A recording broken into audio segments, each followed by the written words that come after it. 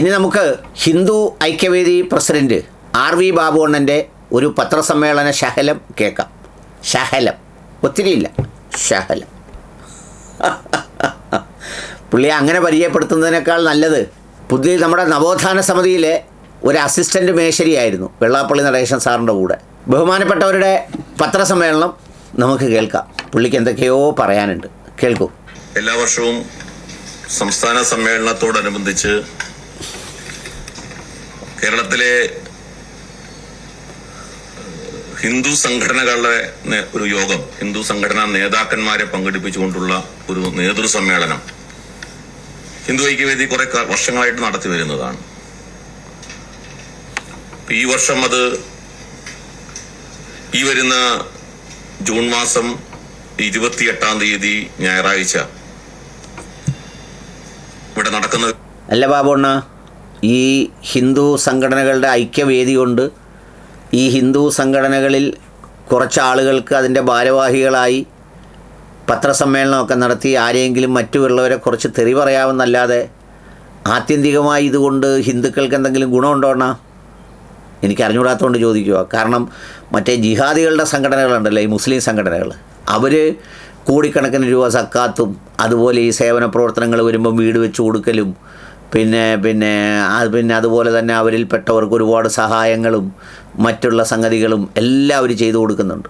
നമ്മൾ ഈ FCR എല്ലാം കട്ട് ചെയ്ത് അവർക്കൊന്നും കൊടുക്കാതിരുന്നിട്ട് പോലും അവർ കാശെടുത്ത് ഇതുപോലുള്ള കാര്യങ്ങളൊക്കെ ചെയ്യുന്നുണ്ട്. അതുപോലെ അണ്ണൻ്റെ ഈ കൂട്ടായ്മയിലൂടെ എന്തെങ്കിലും സംഗതികളൊക്കെ ചെയ്തിട്ടുണ്ടെങ്കിൽ ഒന്ന് പറയണേ അണ്ണ, കേൾക്കാൻ വേണ്ടിയാണ്. ബാക്കി വിവരം പറഞ്ഞു, ബാബു പറഞ്ഞു. നമ്മുടെ BMSന്റെ അന്താരാഷ്ട്ര തൊഴിലാളി പഠന കേന്ദ്രത്തിൽ വെച്ചിട്ടാണ് നടക്കുന്നത്. കേരളത്തിൽ ഹൈന്ദവ സംഘടനകളെ ഏകദേശം 150-ലേറെ ഹിന്ദു സംഘടനകൾ, അവരുടെ നേതാക്കന്മാർ, 300-ഓളം നേതാക്കന്മാര്, അവരെല്ലാം ഒരുമിച്ച് വരുന്ന ഒരു സംരംഭം വർഷങ്ങളായിട്ട് നടത്തി വരുന്നത് ഹിന്ദു ഐക്യവേദിയാണ്. കേരളത്തിലെ എല്ലാ അണ്ണാ, ഈ 300 നേതാക്കൾ വരുമ്പോൾ ഒരു 300 ഹിന്ദു കുടുംബങ്ങൾക്ക് എന്തെങ്കിലും വീട് വെച്ച് കൊടുക്കുക, അല്ലെങ്കിൽ അവർക്ക് ചികിത്സാ ചെലവിനായിട്ട് ഒരു 5 ലക്ഷമോ 10 ലക്ഷമോ രൂപ വീതം കൊടുക്കാൻ എന്തെങ്കിലും ഒരു സ്കീം ആലോചിച്ചൂടെ? അപ്പം നിങ്ങൾ കൂടുന്നതിനൊരു പ്രധാനമായിട്ടൊരു നന്മയുണ്ടാവുമല്ലോ. നമ്മൾ ആ കൂടിയത് കൊണ്ട് ഇങ്ങനെ ഉണ്ടായിന്ന്. ഹിന്ദു സംഘടനകളെയും കോർത്തിണക്കി അവരെല്ലാവരെയും ഒരുമിച്ച് ഒരു വേദിയിൽ കൊണ്ടുവരുന്ന പ്രവർത്തനം അത് കുറെ കാലങ്ങളായിട്ട് ഹിന്ദു ഐക്യവേദി നടത്തി വരുന്നു. അതിന്റെ ഭാഗമായിട്ട് തന്നെയാണ് ഇപ്പോൾ ഈ നടക്കാൻ പോകുന്ന സമ്മേളനം. ഈ സമ്മേളനം വളരെ നിർണായകമായ ഒരു സമയത്താണ് ചേരുന്നത്. കേരളത്തെ സംബന്ധിച്ച്, ഇന്ത്യയെ സംബന്ധിച്ചും, കേരളത്തിൽ ഹിന്ദു സമാജത്തെ സംബന്ധിച്ചുള്ള നിരവധി വിഷയങ്ങൾ, നീറുന്ന നിരവധി വിഷയങ്ങൾ ഇന്ത്യയിലെ ഹിന്ദു സമാജത്തെ നിലവിലുണ്ട്. അപ്പൊ ആ സാഹചര്യത്തിൽ ഹിന്ദുക്കളുടെ വിവിധങ്ങളായ വിഷയങ്ങൾ ചർച്ച ചെയ്യാനും പരസ്പരം പങ്കുവെക്കാനും ആ പ്രശ്നങ്ങൾക്കുള്ള പരിഹാരം എന്താണ് എന്നതിനെ സംബന്ധിച്ച് ചർച്ച ചെയ്ത് ഒരു പരിഹാരത്തിന് കണ്ടുപിടിക്കാൻ വേണ്ടിയിട്ടുള്ള ഒരു യോഗം എന്ന നിലയ്ക്കാണ് വേണം. അതിനെക്കുറിച്ച് ഭാവി പരിപാടികൾ ആസൂത്രണം ചെയ്യുക എന്ന നിലയ്ക്കാണ് ഈ സമ്മേളനം ആസൂത്രണം ചെയ്തിട്ടുള്ളത്. ഇപ്പോഴത്തെ സാഹചര്യത്തിൽ ചെയ്യണം. മഹാമണ്ഡലേശ്വര അനന്തവനം സ്വാമികളാണ് നടത്തുന്നത്. ഉത്തർപ്രദേശിൽ നിന്നൊരു സ്വാമിയെ വിളിക്കണമെന്ന അതിന്റെ വിശദ വിവരങ്ങൾ നിങ്ങൾക്ക് തന്നിട്ടുള്ള ആ സ്ക്രിപ്റ്റിൽ തന്നിട്ടുണ്ട്. ഇവിടെ ഇന്ന് കേരളത്തെ സംബന്ധിച്ച്, ഇന്ത്യയെ സംബന്ധിച്ചൂടെ പറ. ഹിന്ദു സമൂഹം ഒരു രണ്ടാം തരം പൗരന്മാരായിട്ട് കണക്കാക്കപ്പെടുന്ന ഒരു അത് ഈ നിലവിലുള്ള ഈ സർക്കാരിന്റെ കീഴിൽ മാത്രമല്ല, അല്ല,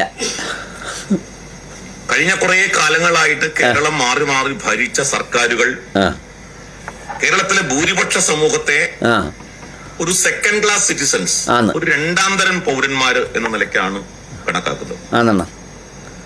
സാമൂഹ്യമായിട്ടുള്ള അനീതി, സോഷ്യൽ ഇൻജസ്റ്റിസ്, സാമൂഹ്യ അനീതിക്ക് കേരളത്തിലെ ഹിന്ദുക്കൾ ഇരയാകുന്നു എന്നുള്ളതാണ്. അതിന്റെ കാരണം ഇങ്ങനൊന്ന് പറഞ്ഞ് ഹിന്ദുക്കളെ എങ്ങാനൊന്ന് പിടിച്ച് എവിടെങ്കിലും ഒന്ന് കയറി ഇരിക്കാവുന്ന എത്ര നാളുകൊണ്ടാണ് വിചാരിക്കുന്നത്. ഞാൻ പറഞ്ഞ സത്യമാണ്. കേരളത്തിലെ മുഖ്യമന്ത്രി ഒരു ജിഹാദിയാണ്. പിന്നെ പ്രധാനപ്പെട്ട വകുപ്പുകൾ കൈയാളുന്നവരെല്ലാം ജിഹാദികളാണ്. പിന്നെ IAS ഉദ്യോഗസ്ഥന്മാരുടെ ഒരു നിര മൊത്തം ജിഹാദികളാണ്. പിന്നെ പോലീസ് ഉദ്യോഗസ്ഥന്മാരുടെ ഒരു നിര മൊത്തം നസ്രാണികളാണ്. അങ്ങനെ ഇവരെല്ലാവരും പിടിച്ചടക്കി അമർത്തി കൈവച്ചിരിക്കുക. അണ്ണാ, അതൊക്കെ ഇരിക്കട്ടെ.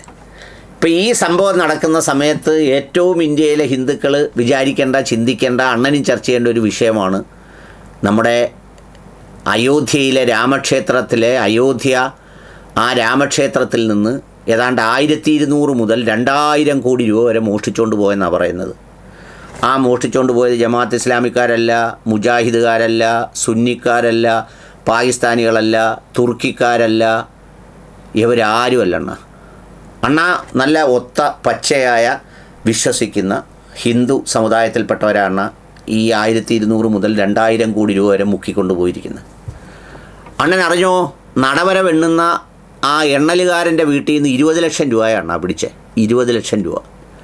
അണ്ണൻ അറിയാമല്ലോ, ഈ രാജ്യത്ത് മുഴുവൻ എന്തെല്ലാം സംഗതികളുണ്ടാക്കി ആഗോള ഹിന്ദുക്കളുടെ ഹൃദയഭൂമികയാണെന്ന് പറഞ്ഞ് 2020 ഭൂമി പൂജ നടത്തി 24 സാക്ഷാൽ നമ്മുടെ രാജ്യത്തിൻ്റെ പ്രധാനമന്ത്രി യജമാനനായി തുടങ്ങി വെച്ച ആ രാമക്ഷേത്രത്തിൽ നിന്നാണ് ഈ മോഷണം നടന്നിരിക്കുന്നത്.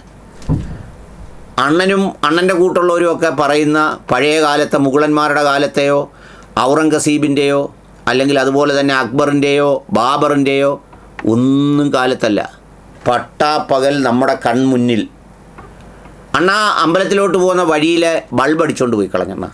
50 ലക്ഷം രൂപയുടെ ബൾബാണ് അടിച്ചുകൊണ്ട് പോയത്. 50 ലക്ഷം രൂപയുടെ. അണ്ണനൊന്ന് ആലോചിച്ച് നോക്ക്. ഭക്തർ രാമക്ഷേത്രം കാണാൻ വരുമ്പോൾ ബൾബ് കത്തിക്കിടക്കുന്നു.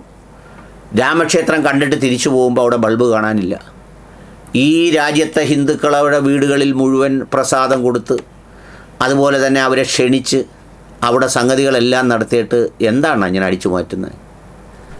അണ്ണാ ഹിന്ദുക്കളെല്ലാം 2ാം തരം പൗരന്മാരും അല്ലാതെങ്കിൽ ഇപ്പോൾ യഥാർത്ഥത്തിൽ ഈ രാമനോട് കാണിച്ചത് നീതിയാണോ അണ്ണ? രാമനൊരു നല്ല മനുഷ്യനല്ലേ അണ്ണ?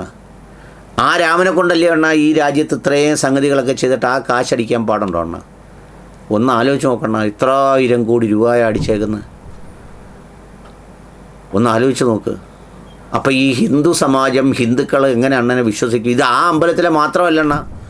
ഇപ്പോൾ ശബരിമലയിൽ നടന്നതുപോലെ, ശബരിമലയിൽ ഇപ്പോൾ അണ്ണൻ ഒരുപാട് ഒച്ച ഉണ്ടാക്കുന്നത് അണ്ണൻ്റെ പാർട്ടി ഭരിക്കാത്തതുകൊണ്ട്, അല്ലെങ്കിൽ അണ്ണന് ഇഷ്ടമുള്ളവരല്ല ഭരിക്കുന്നത് എന്നുള്ളതുകൊണ്ടാണ് ഒച്ച ഉണ്ടാക്കുന്നത്. പക്ഷേ ഇതിന് ഇന്ത്യ മുഴുവനൊന്ന് പരിശോധിച്ചാലുള്ള സ്ഥിതി എന്താവും അണ്ണ? മുക്കലോടെ മുക്കലും കക്കലോടെ കക്കലും ഇല്ല. ഇതുവല്ലോ സാധാരണ ഹിന്ദുക്കൾക്ക് എന്തെങ്കിലും ഗുണമുണ്ടോ അണ്ണ ഇതുകൊണ്ട്? അണ്ണാ ഈ ബാക്കിയുള്ളവൻ്റെ ജാതിയെയും മതത്തെയും ദൈവത്തെയും ചീത്ത പറയുന്നതിന് പകരം അവനവൻ്റെ ദൈവത്തെയും അവനവൻ്റെ ക്ഷേത്രത്തെയും അവനവൻ്റെ വിശ്വാസത്തെയും ഒന്ന് ആദരിക്കാനും ബഹുമാനിക്കാനും പഠിക്കേണ്ടതാണ്. അപ്പോൾ അതുകൊണ്ട് അണ്ണൻ നിർബന്ധമായും ചർച്ച നടത്തണം. ഈ രാജ്യത്തെ ഹിന്ദു സമൂഹം അപകടത്തിലാണ്. ആരെക്കൊണ്ടാണ് അപകടത്തിൽ? കൊച്ചുങ്ങളെ ഉണ്ടാക്കുന്ന മുസ്ലിങ്ങളെ കൊണ്ടോ? അവർ കൊച്ചുങ്ങളെ ഉണ്ടാക്കി അവർ ചിലവിന് കൊടുത്ത് അവർ വളർത്തുമല്ലാണ്. അവർ യഥാർത്ഥത്തിൽ നശിച്ചു പോത്തേ ഉള്ളൂ അങ്ങനെ വളർത്തി പിന്നെ എന്തിനാണ് നമ്മൾ അതിലേക്ക് പോകുന്നത്? പറ്റുമെങ്കിൽ അവരെ പ്രോത്സാഹിപ്പിക്കണം. 5 10 ഉണ്ടാക്കുക. കാരണം ചെറിയ കാര്യമാണ് ഇപ്പോഴത്തെ കാലത്ത് ജീവിക്കുന്നതിന്. അതിന് പകരം നമ്മുടെ ക്ഷേത്രങ്ങൾ, നമ്മളെ കൊള്ളയടിക്കുന്ന ആധുനിക കാലത്തെ ഇവരൊക്കെ ഒന്ന് ആലോചിച്ച് നോക്കണ്ട. അപ്പോൾ അതുകൊണ്ട് നിർബന്ധമായും അണ്ണൻ ഇത് നടത്തുകയും അതിലൊരു പ്രതിഷേധ മാർച്ച് ഇവിടെ നിന്ന് ചലോ അയോധ്യ എന്ന് പറഞ്ഞ് അണ്ണൻ നടത്തുകയും വേണം. കുറഞ്ഞ പക്ഷേ ഈ ദിവസങ്ങളിലൊന്നും മിണ്ടാതെങ്കിലും ഇരിക്കേണ്ട. കാരണം ആളുകൾ ചിരിക്കത്തില്ല. കാരണം എനിക്ക് ബാബുണ്ണനെ ഭയങ്കര ഇഷ്ടമാണ്, അതുകൊണ്ടാണ് ഞാൻ ചോദിക്കുന്നത്.